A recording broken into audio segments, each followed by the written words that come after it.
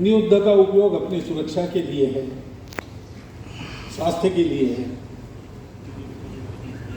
योग स्वास्थ्यकर तो है ही, परंतु हमारे यहाँ इन तीनों का अभ्यास अपने स्वयं का उन्नयन करने के लिए।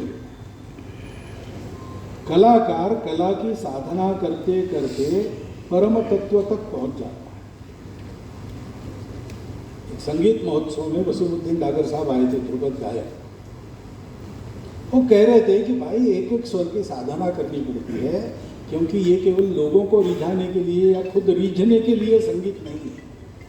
भारत का संगीत ये तो वहाँ पहुँचने के लिए है। षड्ज साधते हैं तो अपने शरीर को समझते हैं, फिर ऋषभ, फिर गांधार, ऐसा करते करते जब निषाद तक पहुँचते हैं तो आदमी आध्यात्मिक दृष्टि से उच्चावस्था को प्राप्त होता है, और निषाद के बाद दूसरे सप्तक में जाते हैं तो वो पहुंच जाता है, वो मुक्त होता है।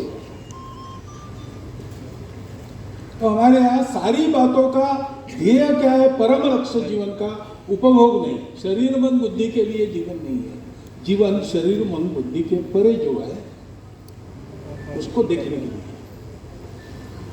और इसलिए सारे प्रकार जीवन के उन्नयन की तरफ हमको लेना। विशेषता यही है, जो बातें यहाँ है वो बातें वहाँ भी है, जो बातें वहाँ है वो बातें यहाँ भी है। लेकिन करने का तरीका, दृष्टि, करने का उद्देश्य, इनमें फर्क हो जाता है। और वो मनुष्य को मनुष्य बनाता है, पशु को पशु बनाता है। आहार निद्रा भय मैथुनंच सामान्य में तत्पशु भी नराणा।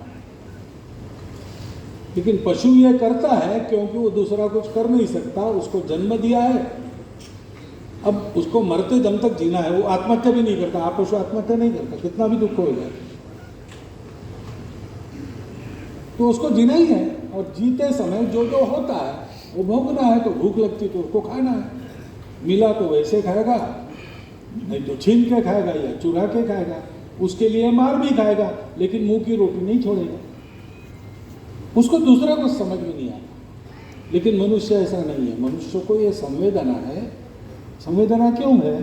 क्योंकि मनुष्य के अस्तित्व का सूत्र एक है, इसलिए मेरे में संवेदना है।